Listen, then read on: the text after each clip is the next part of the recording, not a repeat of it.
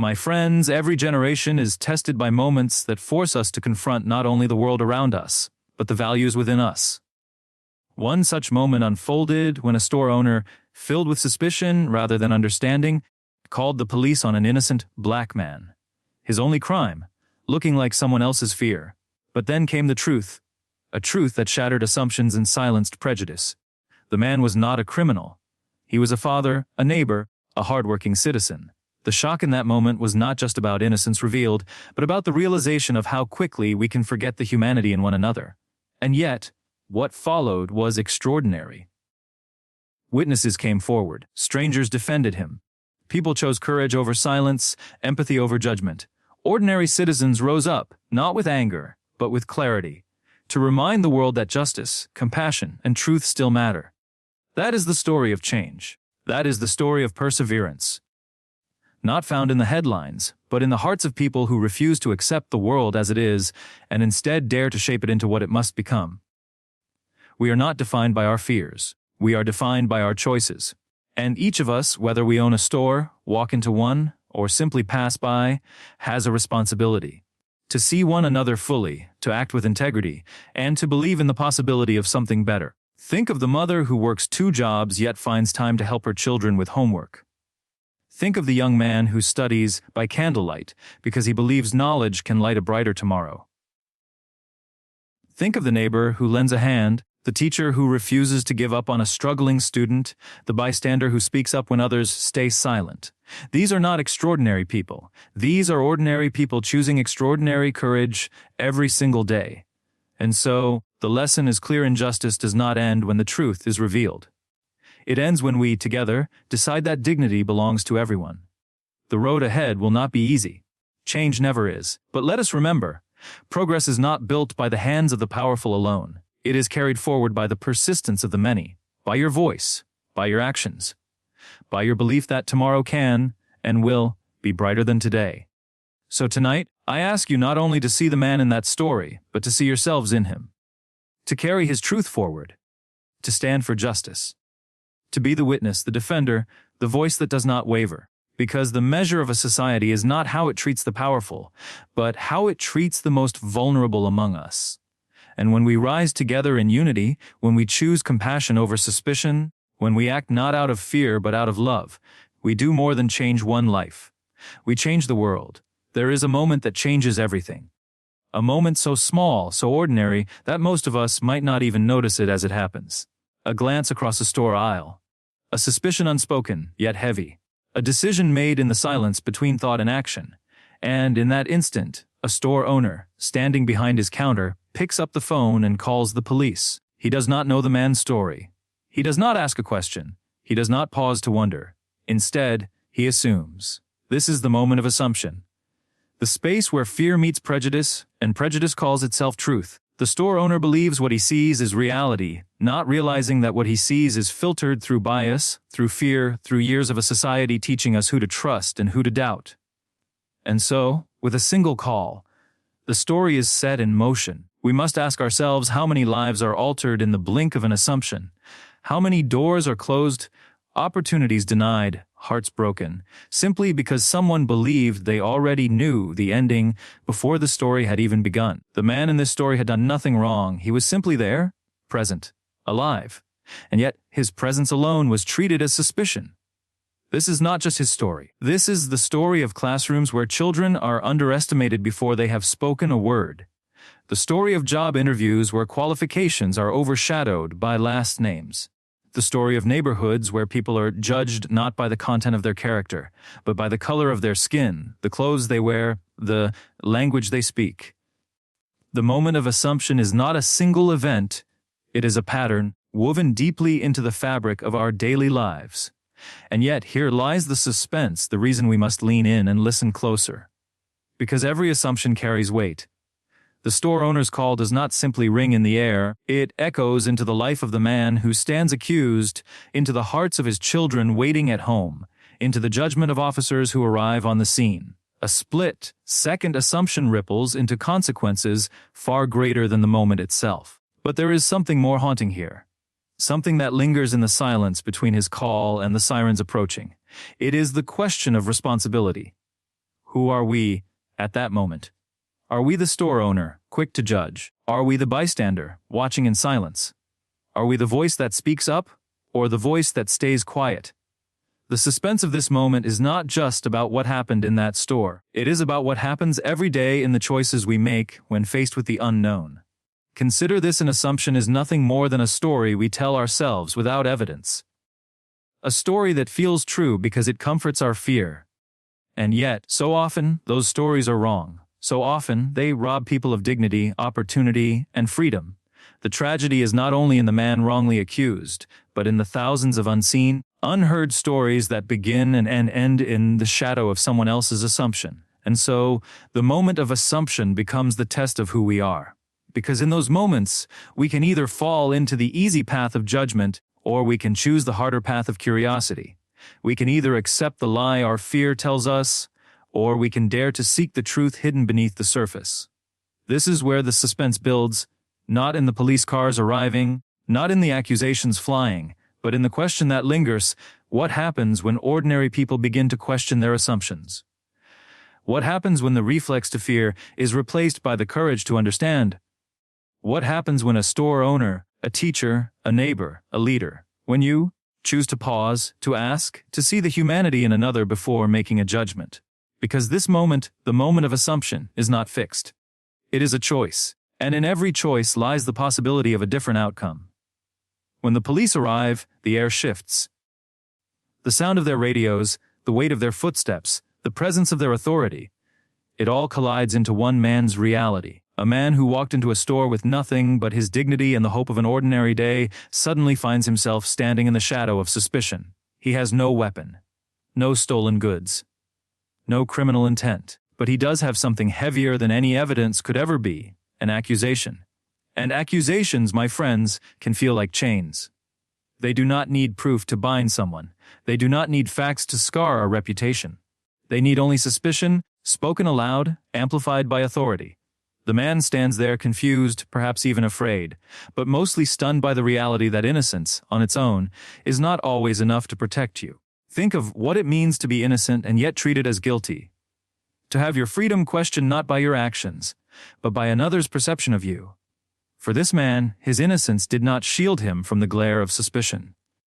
Instead, it became a silent protest against the weight of the accusation pressing down on him.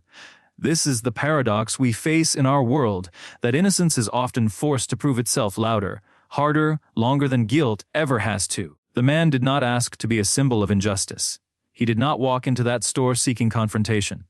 He was only living his life.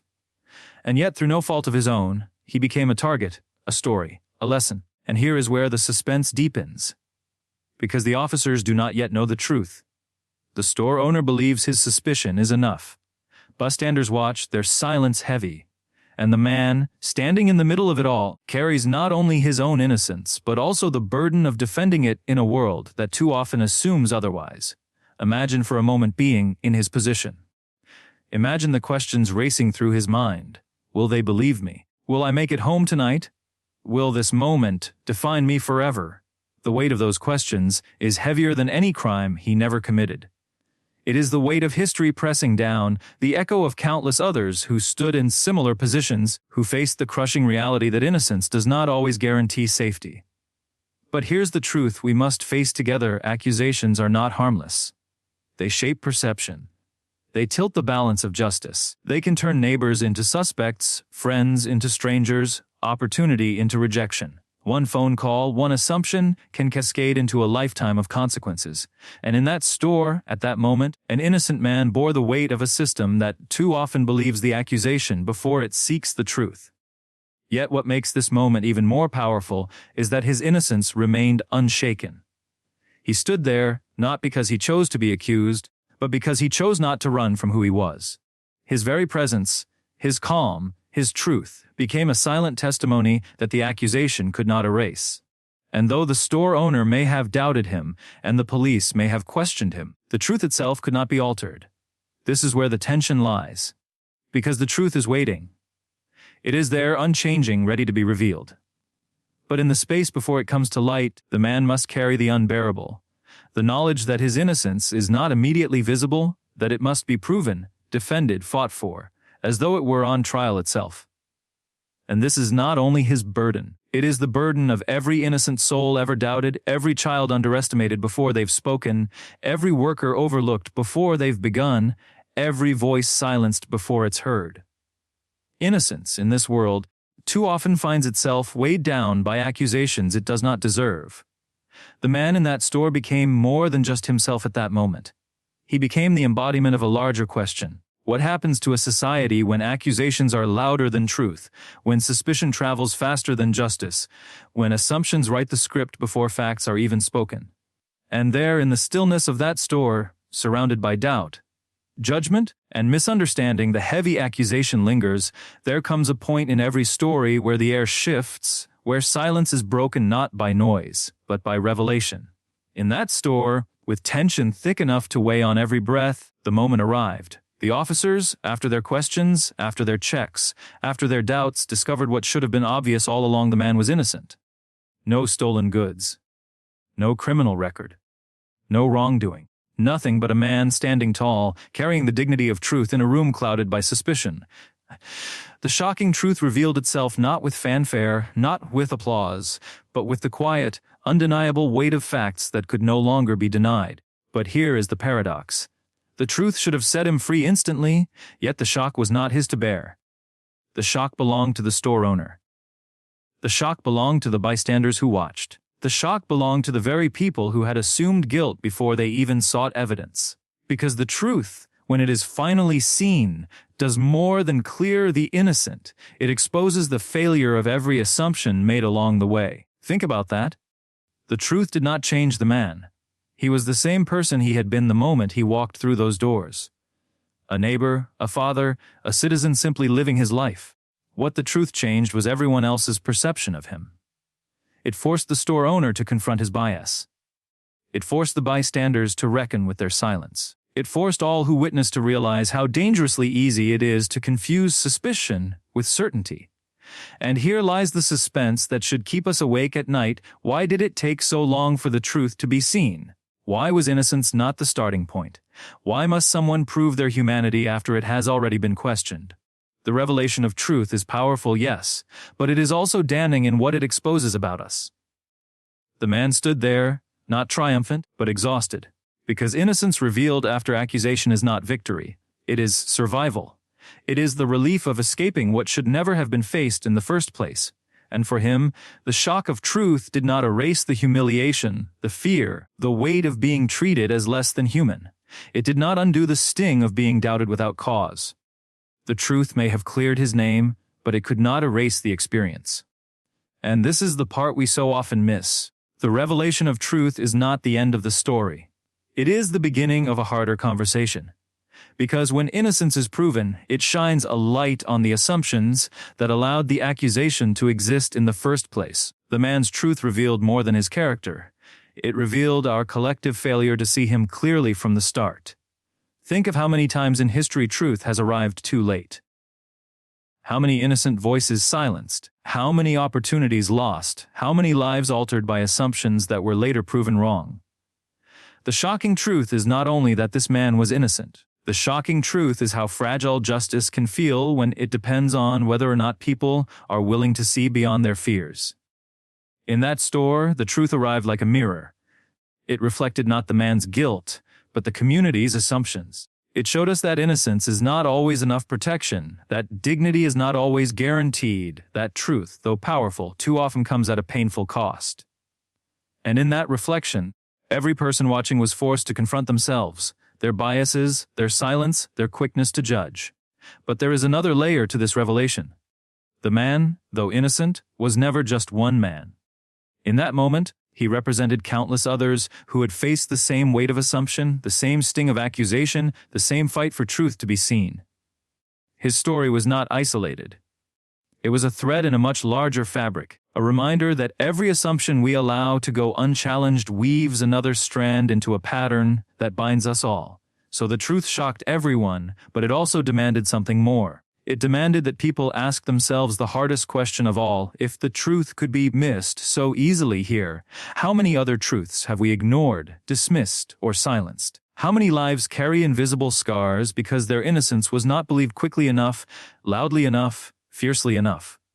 The revelation in that store was not simply that one man was innocent. The deeper revelation was that we, as a people, must reckon with why it ever needed to be revealed in the first place. And the shock lingers, not because the truth was hidden, but because it was always there, waiting for someone to finally see it. When the truth came to light, it did not stand alone. The man's innocence was not revealed in isolation. It was amplified, confirmed, protected by the power of witnesses. Because in that store, there were eyes watching. Some silent, some uncertain, some afraid to speak. But then, there were others. People who could not bear the weight of silence any longer. They stepped forward. They raised their voices. They told the officers what they had seen. They told the truth that prejudice had tried to bury. And in that moment, we are reminded of something profound. Injustice does not only survive because of those who act wrongly. It survives because of those who stand by, who turn away, who stay quiet. But when witnesses choose to speak, when they refuse to allow lies to linger, injustice begins to unravel. Think of it. The store owner made a call that carried the weight of suspicion. But the witnesses made a choice that carried the weight of truth. And that choice mattered. Without them, the man's voice might not have been enough. Without them, innocence might have been drowned in accusation. Without them, the truth might have remained hidden beneath layers of fear. This is the suspense that carries us forward, the recognition that the power of witnesses can change the outcome of a single moment, and perhaps even the course of a life. And yet, how many times have witnesses chosen silence? How many times have people stood in the shadows, telling themselves it was not their fight, not their problem, not their responsibility? But here, in this story, some chose differently. They chose courage over comfort. They chose to stand in the uncomfortable space of truth, even when it meant facing the judgment of others. And their voices, though ordinary, became extraordinary in their impact. Imagine the man, standing accused, feeling the weight of eyes on him, the pressure of assumptions pressing down. And then imagine, one by one, voices rising to confirm his innocence. To say, we saw what happened, we know who he is, we will not let this lie stand unchallenged. That is not just support. That is salvation. That is community in action. And the story widens here because this is not only about one store, one man, one accusation. This is about all of us. We are all witnesses, every day, to the moments that define others. We witness injustice in schools where children are dismissed before they can shine. We witness unfairness in workplaces where talent is overlooked because of bias. We witness cruelty online where words wound as deeply as actions. The question is never whether we witness. The question is whether we will speak. The suspense lies in knowing that our silence has weight. Our inaction has consequences. To say nothing is to say something. To do nothing is to allow something. And in that store, if no one had spoken, what would have happened? If the witnesses had turned away, if they had told themselves it was safer to stay silent, how different would the story have ended? But they did not. And that choice reveals something deeper about the human spirit, that even in the face of fear, people can rise.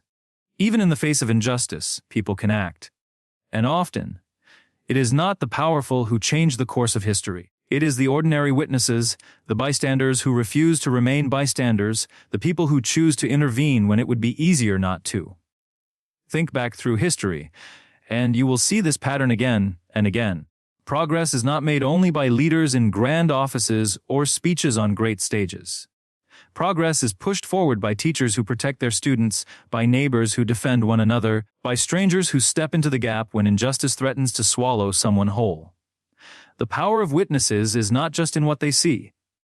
It is in what they are willing to say. And that is why this moment matters so deeply. Because the man's innocence was undeniable, but it became unshakable because others confirmed it. Because truth is not only revealed by facts, it is revealed by voices willing to affirm it, defend it, carry it forward. And so the story of this store, of this man, of this accusation, is not only a story of what one person endured. It is also the story of what happens when others step forward to stand beside him. It is the story of how justice, fragile as it may seem, grows stronger when it is not carried by one, but by many. And it forces us to ask ourselves, in every situation we encounter, whether we will remain silent or whether we will speak, Whether we will turn away or whether we will step in, whether we will let injustice breathe, or whether we will cut off its air with the undeniable power of truth spoken aloud, in the heart of that store, amid the tension and uncertainty, something remarkable unfolded. Not from a stage, not from a headline, not from a figure of power or influence, but from ordinary people who refused to stay ordinary in the face of injustice. They were not elected officials. They were not trained advocates. They were not people with authority stamped on a badge. They were everyday citizens, shoppers who came for groceries, workers who were simply doing their jobs, neighbors passing by. And yet, when the moment demanded courage, they chose to act. This is what makes their actions extraordinary. Because courage is not always loud. It is not always celebrated. It is often quiet, inconvenient, and risky. To speak when others are silent is to place yourself in the spotlight of scrutiny. To defend someone who is wrongly accused is to take on the weight of their struggle, if only for a moment. And that choice, though small to the world, is monumental to the one who needs it most. Think of the woman who stepped forward to tell the officers she had seen the man walk in with nothing but his wallet and keys. Think of the young cashier who found the resolve to speak up, even as his employer's suspicion hung heavy in the air.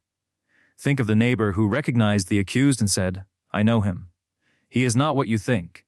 These were not heroic gestures scripted in a movie.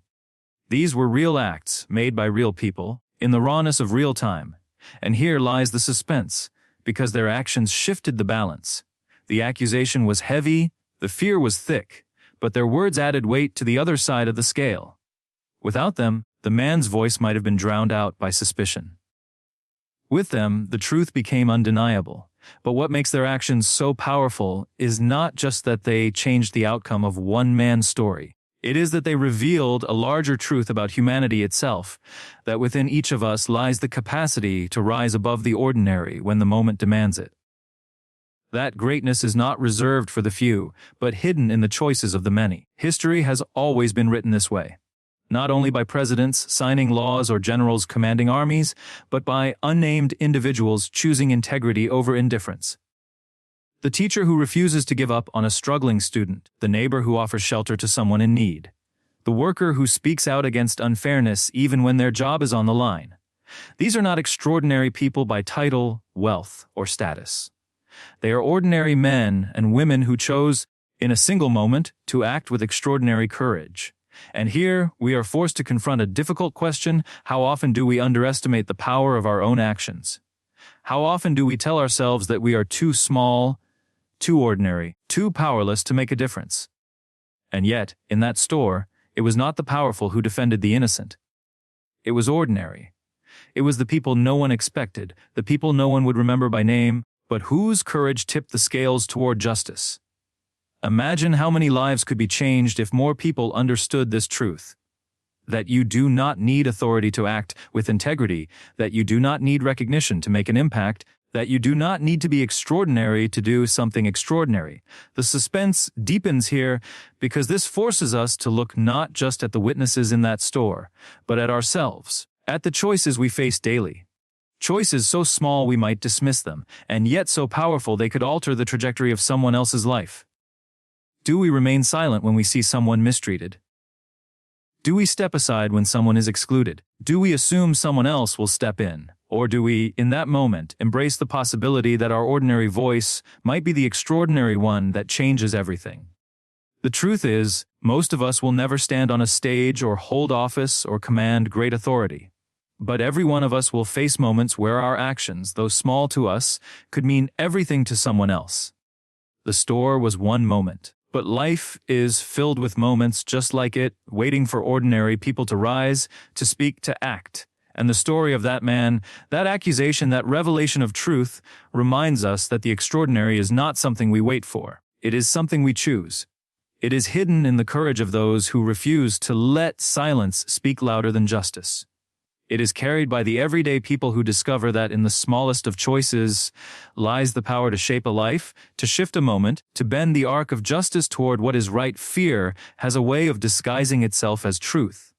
It whispers in our ears, urging us to see danger where there is none, to assume guilt where there is only innocence. And when fear takes root in the human heart, it rarely comes alone. It brings with it prejudice, that quiet poison that convinces us we already know a person before they have spoken, before they have acted, before we have given them the dignity of being seen. In that store, fear and prejudice worked hand in hand. The store owner did not call the police because of evidence. He called because of instinct. But not the kind of instinct that protects, the kind that misleads. An instinct shaped by years of conditioning, by a society that too often equates difference with danger, skin color with suspicion, presence with threat. Fear told him he was right to doubt. Prejudice told him he was justified. And together they created a trap. This trap is not unique to one man or one store or one community. It is a trap woven into the very fabric of human history. Fear says, protect yourself. Prejudice says, protect yourself from them. And when those voices go unchallenged, they create walls between us, walls so high and so thick that truth struggles to break through. The man accused did nothing to create that fear, and yet he became its victim. That is the cruelty of prejudice. It punishes the innocent while excusing the assumptions of the fearful. And in that store, we see clearly how devastating this trap can be. One phone call, one assumption, one accusation. That is all it takes to turn an ordinary day into a nightmare.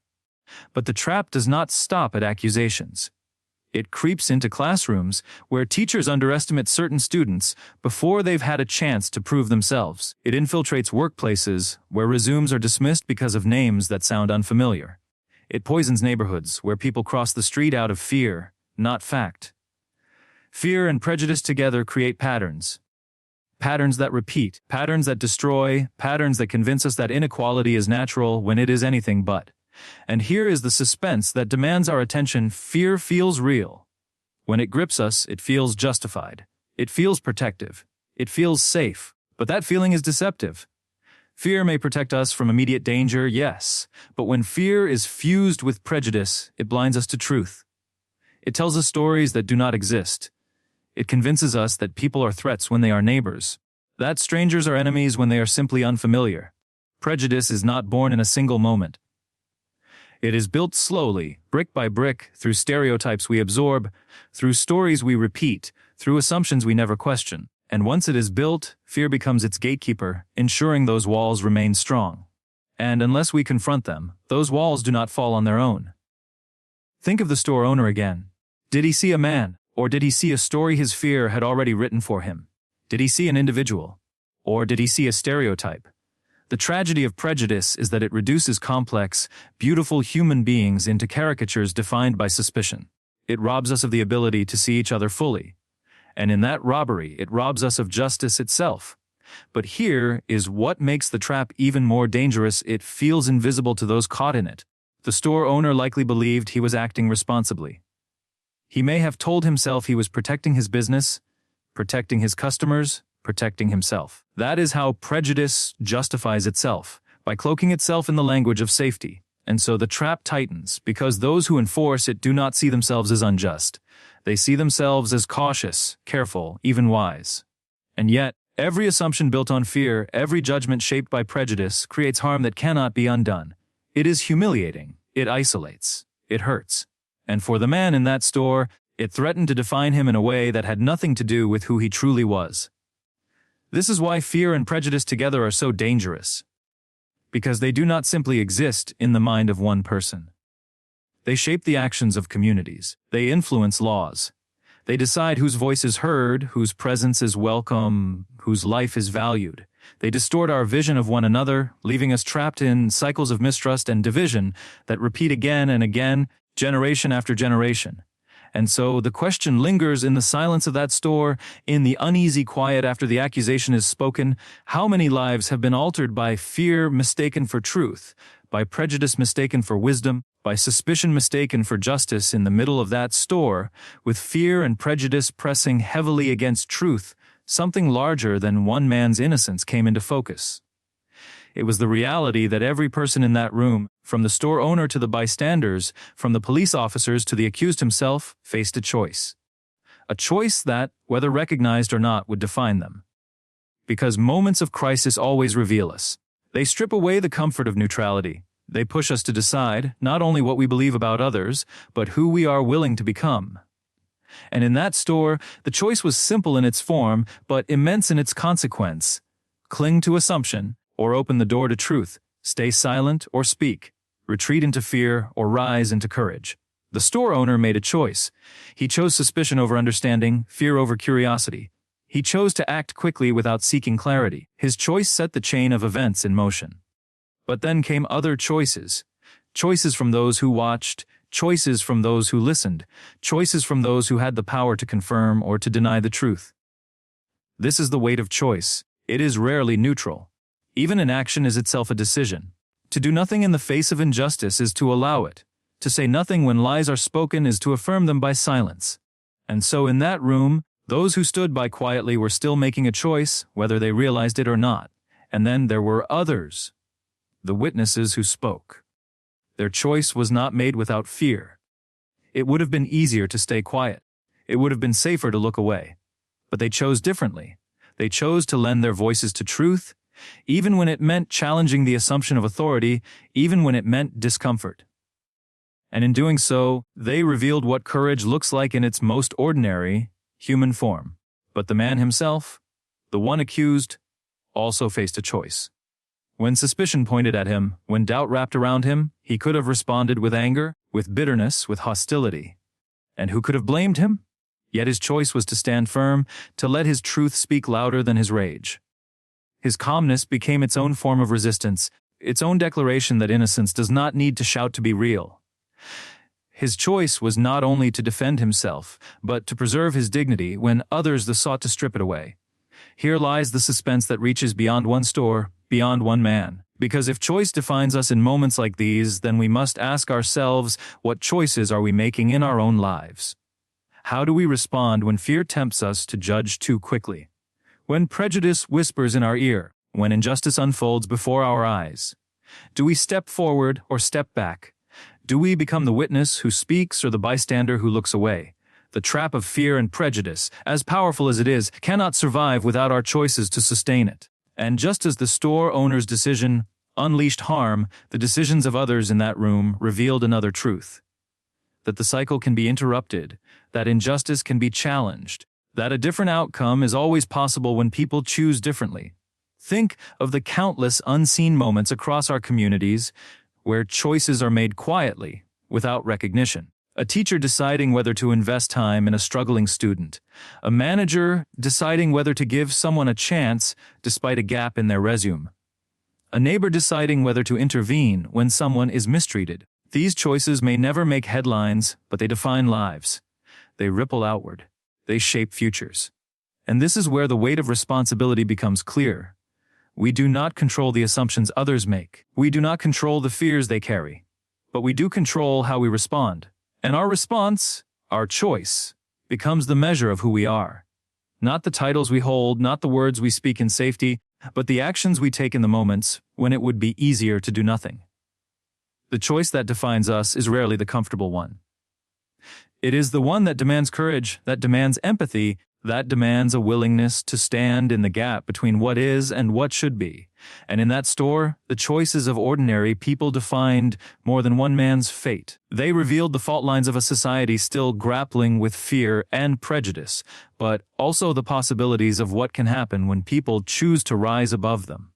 And so the question lingers, pressing on all of us when the moment comes, when the air grows heavy with tension, when truth waits to be defended.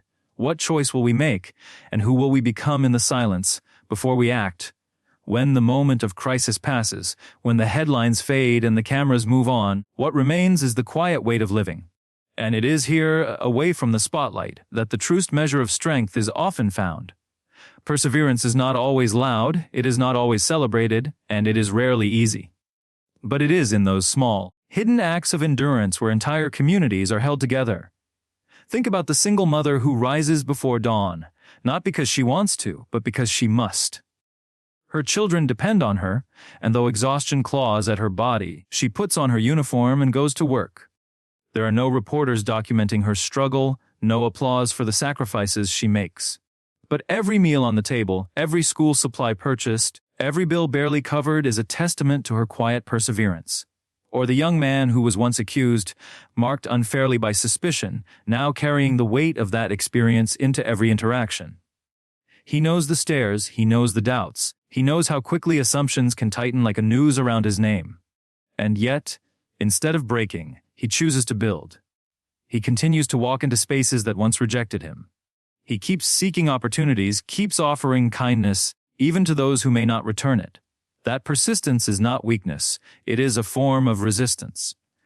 A declaration that his humanity will not be erased by prejudice. And then there are the students pushing against the expectations laid upon them. Some are told they will not succeed, that the neighborhood they come from defines the limits of their future. Yet, night after night, they study under dim lights, borrowing books, asking questions, refusing to let the narrative written for them be the final chapter. Their perseverance is not about extraordinary talent, it is about ordinary refusal to surrender. Consider the elderly neighbor who quietly tends to the community garden. His hands are weathered, his body slower than it once was, yet day after day he shows up. He waters the plants, pulls the weeds, and ensures that food is available for families who cannot afford fresh produce. Few thank him, few even notice him. But through his persistence, children have nourishment, families have meals, and strangers are reminded that someone still cares.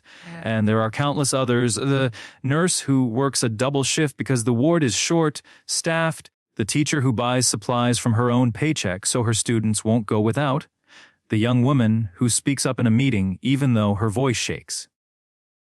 These are not the kinds of stories that go viral, but they are the stories that keep hope alive in a weary world. Quiet perseverance is rarely glamorous. It does not often come with recognition, but it is precisely this kind of endurance that dismantles despair and builds the possibility of a better future.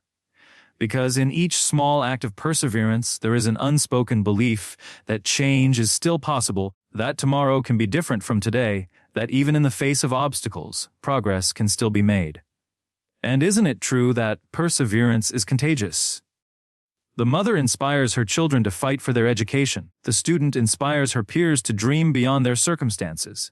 The neighbor tending the garden inspires others to take responsibility for their community. One act of persistence ripples outward, planting seeds that grow long after the original effort is forgotten. But perseverance is not without its burden. It asks for patience when patience feels impossible. It demands resilience when the heart grows tired. It requires the courage to keep showing up even when results seem invisible. And yet, history has always turned on the shoulders of those who persevered in silence. The nameless, the overlooked, the forgotten. And so, as we look at the story of an innocent man judged unfairly, we are reminded that his resilience is not an isolated one. He stands in a long line of people who endure, who push forward even when the world doubts them. His perseverance joins theirs, and together they form the backbone of progress. The truth is, change has never come only through speeches or grand gestures. It has come through the mother who refused to quit, the student who refused to stop learning, the worker who refused to give less than his best, the witness who refused to stay silent. And while their stories may not be written in history books, they are etched in the lives of those they touched. And that is where the suspense remains, in the countless, unseen acts of perseverance happening right now, in homes, in workplaces, in schools, in neighborhoods. Acts that may never be known publicly, but that carry the potential to shape destinies, to alter communities, to tip the balance of justice itself, waiting to be recognized for the extraordinary power they quietly hold. When we hear the word justice, our minds often go to a courtroom, a judge, a jury, the sound of a gavel striking as a decision is handed down. For many, justice is imagined as a single moment, a ruling that declares guilt or innocence. But justice is so much more than that. It cannot be contained within the four walls of a courtroom, nor can it be confined to the language of legal codes. Justice, in its truest form, lives in the daily choices we make, the compassion we extend, and the responsibility we take for one another. Consider the story of the man who was falsely accused in the store. For him, justice was not found only in the police report that eventually cleared his name. It was not secured merely by the truth being revealed. His sense of justice was restored in the compassion of those who stood with him when he was vulnerable, when fear wrapped itself around him like chains. Justice was present in the witness who spoke up, in the stranger who placed a reassuring hand on his shoulder, in the voices that refused to let him stand alone. Because justice is not just about punishment, it is about restoration. It is about dignity. It is about ensuring that when harm is done, whether intentional or not, healing is made possible. A courtroom can rule on legality, but it cannot legislate empathy. That belongs to us, to the community, to ordinary people deciding that fairness must live beyond law books.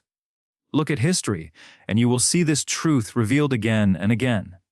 The great movements for civil rights did not succeed because of verdicts alone. They succeeded because communities rose together, because people recognized that justice demanded action outside the courtroom.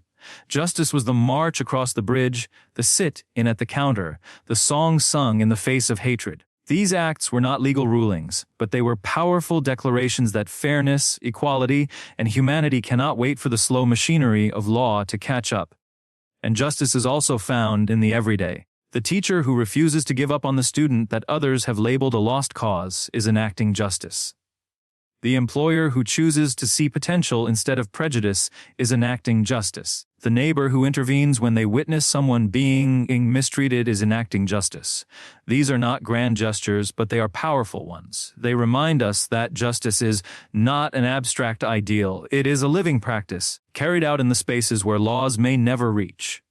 But here lies the challenge. Justice requires responsibility. It asks each of us to look inward and outward at the same time. To look inward, asking ourselves hard questions. Do I treat others with fairness? Do I allow my assumptions to cloud my judgment? Do I extend the dignity I demand for myself to others? And to look outward, do I step in when I see harm being done? Do I create spaces where others feel safe, respected, and seen? Do I add to the burden of prejudice, or do I help carry it away? This is where justice becomes more than a verdict. It becomes a way of living. It becomes a commitment to seeing others fully, to holding ourselves accountable for the ways we participate in systems that either uplift or oppress. Justice is not passive. It is not something we can outsource to judges, lawyers, or politicians. It is active, personal, and deeply human. Think again of the man in the store. Imagine if no one had spoken up. Imagine if everyone had simply watched as suspicion suffocated truth. The legal system may eventually have cleared his name, but what about the humiliation he carried in that moment? What about the wound of being doubted for who he was, rather than what he had done? That is why justice must begin long before the verdict. It must begin with each of us choosing to see humanity before assumption, truth before fear, dignity before prejudice. And isn't it striking that the greatest acts of justice often come not from those in power, but from those who simply refuse to be silent? A young woman who records the truth on her phone. A neighbor who testifies when it would be easier to walk away. A group of strangers who surround a man wrongly accused to show the world that he is not alone. These are not verdicts. These are choices. These are reminders that justice belongs to all of us, not just to the courts. So, as we carry forward, we must ask ourselves, if justice is more than a verdict, then where does it live? How do we embody it, protect it, and ensure it does not vanish the moment the headlines fade? Because justice, real justice, is not waiting in some distant future. It is here, in this moment, in the hands of each person willing to act, to speak, to stand, to believe that fairness must not only be declared, but lived. Change has always been the dream whispered in the hearts of those who knew the world could be better than it was. But change has also always been the road that tests us, the road that demands patience, sacrifice, and the courage to keep walking even when the destination seems impossibly far away. The story of the falsely accused man in that store is not just about a moment of injustice. It is about the larger, ongoing journey of a society still learning to see each other clearly, still learning to undo the weight of assumptions, still learning how to heal wounds that stretch across generations. The long road of change is rarely straight. It twists, it climbs, it wins back on itself. For every step forward, there are moments that seem like we are being pulled 2 steps back. But history shows us that this is the nature of progress. Every movement that has ever reshaped the world, whether it was for civil rights, for equality, for freedom, was carried not by ease but by endurance. Think about those who walked before us. The marchers who endured the sting of tear gas, the fire hoses, the jeers of crowds who told them they did not belong. They walked anyway. They carried themselves forward even when their feet were blistered, even when their voices shook, even when they were told to wait for a better time. They understood something we must hold on to today. The long road of change is not paved with comfort, but with conviction. And along this road, there are countless moments that test the spirit. The moment when you are tired of explaining the same truth over and over again. The moment when it feels like no one is listening, when the weight of injustice seems heavier than your ability to carry it. The moment when you wonder if anything you do will ever matter. These are the crossroads of change. These are the places where many give up. But they are also the very places where the strongest breakthroughs begin to take root. Change is not a sudden revolution of law alone. It is the slow transformation of hearts and minds. A law can be passed in a day, but the work of teaching people to see differently, to act differently, to treat each other with dignity, that takes years, sometimes lifetimes. The man in the store did not just need the truth to be revealed in that moment, he needed society itself to ask, why did we assume guilt before innocence? Why did fear speak louder than understanding? Those questions are part of the long road, the questions that remind us that real change is deeper than headlines, deeper than verdicts, deeper than apologies. And yet, within the slow march of change, there are glimpses of hope. Signs that the journey is not in vain. A child growing up in a world where diversity is celebrated instead of feared. A community coming together to support a family who was wronged, turning isolation into solidarity. A young leader rising to speak with courage, carrying the torch passed down from generations before. These glimpses are the lanterns along the road, small lights that guide us forward when darkness threatens to overwhelm. But make no mistake, change demands something of all of us. It asks us to walk when the road is long, to speak when silence would be easier, to stand when sitting down would draw less attention. It asks us to face discomfort, to challenge traditions that do not serve justice, to examine not only the systems around us, but the beliefs within us.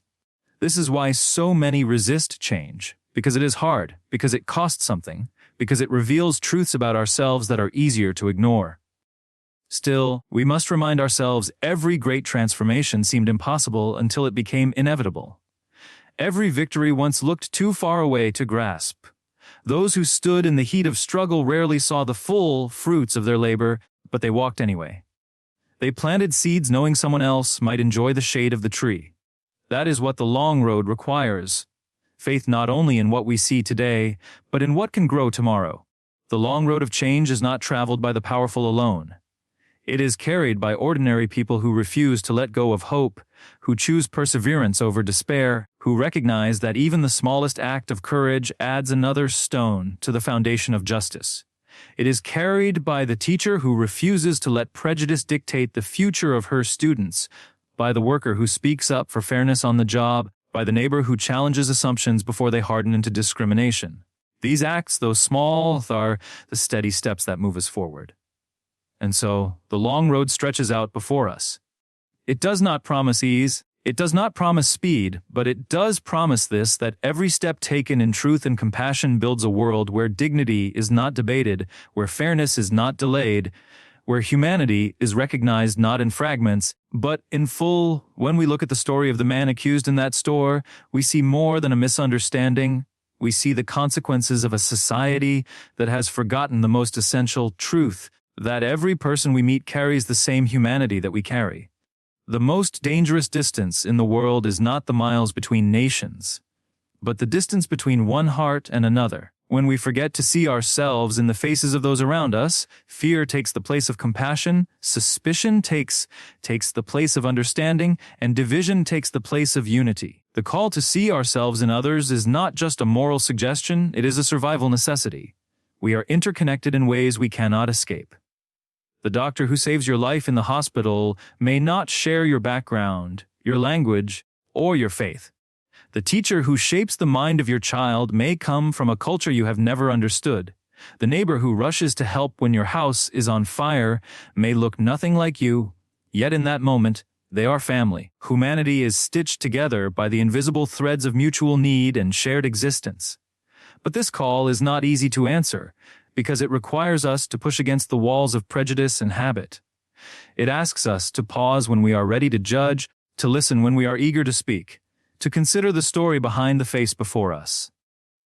Imagine for a moment that man in the store, not as a stranger, but as a father waiting for his child to come home from school. Imagine him as the son of a woman who worked her whole life to give him opportunity. Imagine him as the neighbor who shovels snow from the sidewalk so no one slips, or the coach who stays after practice so one more child believes in themselves. The act of imagination is the beginning of empathy, and empathy is the beginning of change. This is not abstract. History itself is filled with examples of what happens when we either choose to see or refuse to see each other. When people saw only difference, walls were built, wars were waged, and innocent lives were crushed under the weight of hatred. But when people dared to see themselves in the faces of those unlike them, something remarkable happened. Enemies became allies, strangers became friends, movements for justice rose where silence once reigned. The arc of progress has always bent toward compassion when we chose to widen our circle of belonging. Ordinary people have shown us this truth again and again. The worker who defended a colleague from an unfair accusation. The student who stood beside a classmate being bullied. The community that rallied around a family targeted by discrimination. In those moments, humanity became more than a word, it became an action. To see ourselves in others is not just to feel sympathy. It is to take responsibility, to act as though the pain of another is our own, because in the deepest sense, it is. And yet, answering this call requires courage. It is far easier to retreat into the comfort of assumptions than to risk the discomfort of understanding. It is easier to label than to learn, easier to dismiss than to discover, easier to turn away than to step closer. But every time we choose the easier path, we lose something of ourselves. We lose the chance to grow, the chance to connect, the chance to move beyond the boundaries that keep us small. Think of a mirror. When we look into it, we expect to see ourselves. But life places mirrors in the form of other people, people whose struggles reflect our own fears, whose hopes reflect our own dreams, whose dignity reflects our own worth. The call to see ourselves in others is the call to recognize that the mirror is not limited to our own reflection. It extends outward, reminding us that the humanity in them is the same humanity in us. This is why the false accusation in that store is not just about one man's experience, it is about all of us. Because when one person's dignity is denied, everyone's humanity is diminished. When we allow suspicion to define another person, we create a world where suspicion can just as easily define us. The measure of our society is not how we treat those most like us, but how we treat those who are different, those we do not understand, those who challenge our assumptions. The call to see ourselves in others is not only about preventing injustice. It is about creating a future where trust becomes stronger than fear, where unity becomes more powerful than division, where the walls that separate us begin to crumble under the weight of compassion.